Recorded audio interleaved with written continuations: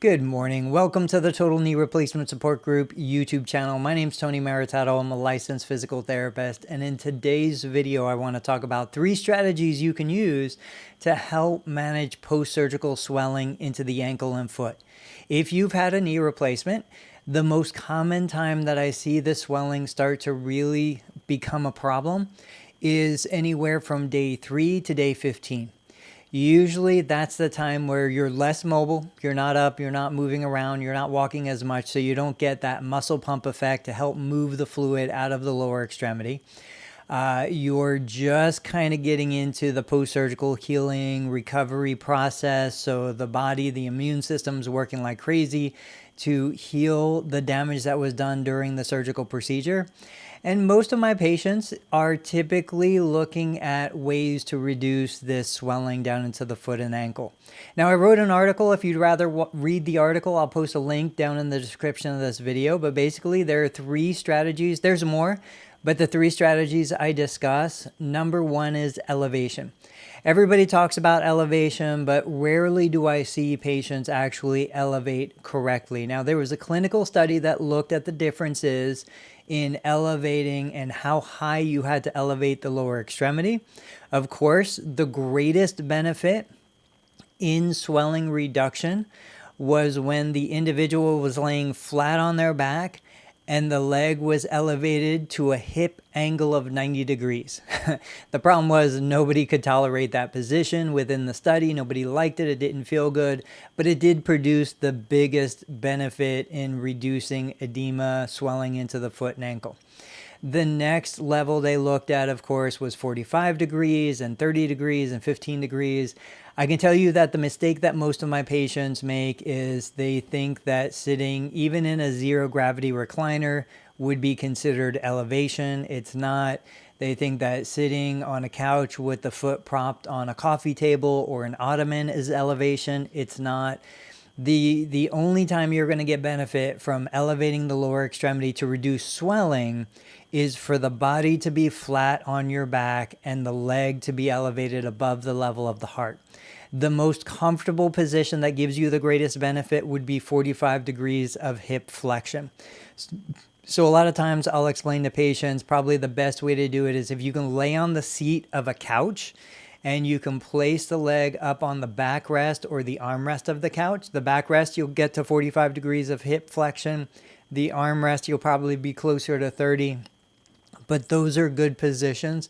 If somebody has the mobility to get on the floor and back up safely, you could lay on the floor and place the ankle up on the couch. That's another great way. Or if you lay in bed, you can sometimes position yourself so that you're placing your foot, your heel up on the headboard of your bed and you're laying flat on the mattress.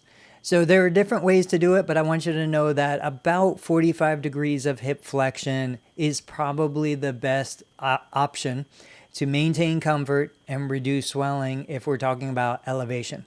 Now, the second strategy to reduce swelling is usually referred to as cryotherapy or icing. The reality is the coldness, the cold sensation doesn't really do much to reduce swelling because the swelling is deep into the foot, the ankle, the lower extremity. Swelling will cause vasoconstriction in the superficial blood vessels, the capillaries. When you put an ice pack on and you take it off after a few minutes, it might notice it's a little bit whiter or paler where the coldness was. That's because the capillary beds have constricted, but it's not going to do much to benefit the deep swelling that's happening deep into the joint or deep into the tissue. So while icing is a great option to reduce pain without narcotics, icing is not that effective when it comes to swelling. The main benefit of icing in terms of reducing the swelling is usually just the weight of the ice pack, because the weight of the ice pack will actually compress the soft tissue and move some of the fluid out of the area.